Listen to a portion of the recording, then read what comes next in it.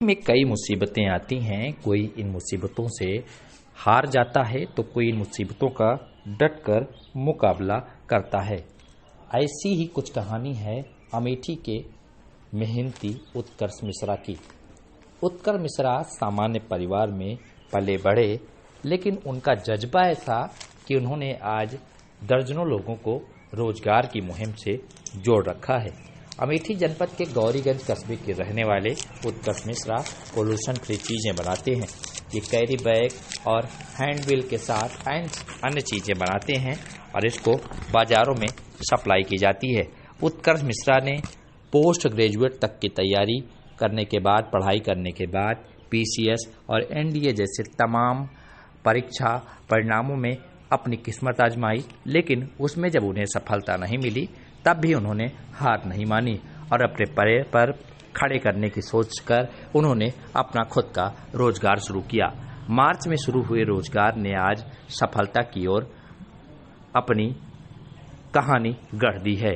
कई लोगों को इस रोजगार में नौकरियां मिली हैं और वे आज अच्छा खासा पैसा कमा रहे हैं। इस रोजगार में महिलाओं को भी सहभागिता दी गई है और महिलाओं और पुरुष के सहयोग से इस रोजगार को आज उच्च स्तर तक पहुंचाया जा रहा है। कैरी बैग बनाने वाले उत्कर्ष मिश्रा की कहानी बड़ी ही प्रेरणादायक है। इन्होंने अपने कारखाने में करीब 15 लोगों को जोड़ रखा है।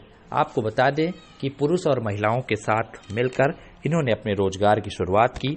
परिवार में इनके साथ इनकी पत्नी अंजलि और इनके भाई ज्ञानेश मिश्रा के साथ परिवार के अन्य लोग भी इनका सहयोग करते हैं। आइए जानते हैं सफलता की क्या है कहानी। हम यही कहना चाहते हैं कि जैसे प्रधानमंत्री जी ने बोला है कि पोल्यूशन फ्री चीज़ें बनाइए, तो यहाँ पे झोले बन रहे हैं।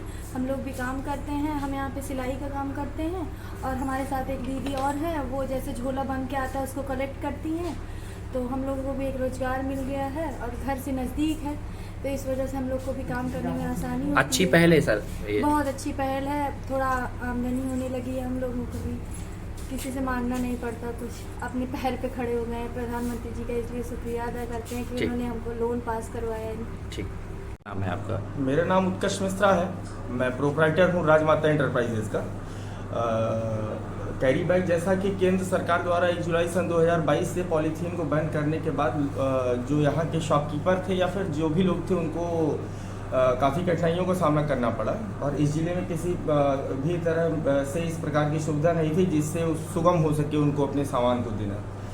तो इसको मद्देनज़र रखते हुए हमने ऐसे ही 3 मार्च इसको मेरे दिमाग में ख्याल आया कि कुछ ऐसा व्यवसाय किया जाए जिससे लोगों को, दुकानदारों को, सब लोगों को सुगमता। और सबसे जो महत्वपूर्ण चीज़ इसमें यह है कि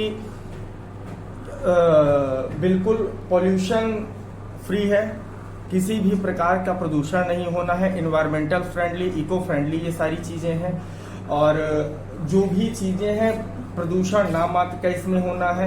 जैसे जहां पर हमने स्थापित भी किया है अपना प्रतिष्ठान, बिल्कुल कोई आवाज़ किसी प्रकार की नहीं है, ना कोई प्रदूषण होता है, कुछ भी होता है। दूसरी चीज़ जो इसमें ये है, 3 मार्च को जब मेरे दिमाग में एक ख्याल आया कि कुछ लोगों के लिए सुगम किया जाए, तो 4 मार्च को मैंने वैसे ही मार्केट को एक बार जो है ध्यान में रखते हुए बाजार में मैं टहला, मैं देखा कि अभी भी लोग पॉलीथीन का इस्तेमाल कर रहे हैं, जबकि केंद्र सरकार की योजना जो है चलाई गई। इससे किसी और के ऊपर प्रभाव नहीं पड़ना है। जो भी लोग पॉलीथीन का यूज कर रहे हैं उनको शायद इस बात को नहीं समझ में आ रहा है कि इसका प्रभाव लौट कर हम ही पर वापस पड़ना। कब आप? मेरे यहाँ 5 पुरुष और 9 महिलाएं कार्य करती है। 9 महिलाओं में, पुरुष में जैसे जो है ऑपरेटर से लेकर जो हेल्पर तक है और जो ये लूप काटने वाले हैं, जो महिलाएं कार्य करती हैं स्पेशली वो सिलाई का काम करती हैं। जैसे आइए मैं आपको नहीं सुधार, जैसे शुरू में तो कोई नया व्यवसाय स्थापित करता है तो परेशानियां आती ही हैं, लेकिन लोग जब मेरे साथ जुड़ते गए, लोगों को रोजगार मिलता गया, तब मुझे भी लगा कि ठीक है, मैं कुछ पैसे कम कमाऊंगा, भी लोगों को अपने साथ जोड़ रहा हूँ। कुछ समय ऐसा आएगा कि हम लोग मिलजुल कर एक साथ अच्छा काम करेंगे।